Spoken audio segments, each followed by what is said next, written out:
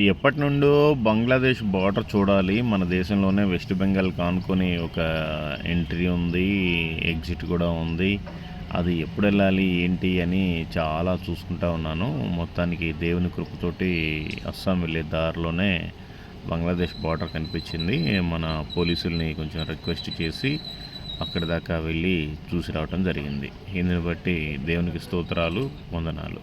పాపం వాళ్ళకైతే కనీసం బంగ్లాదేశ్లో కంకర కూడా లేదంటండి, ఇల్లు కట్టుకున్నా కూడా. బయట భూటాన్ నుంచి, ఇండియా నుంచే వెళ్తుంది. మొత్తానికి అదిగోండి కనిపిస్తుంది జీరో లైను, అవతల బంగ్లాదేశ్, అవతల ఇండియా.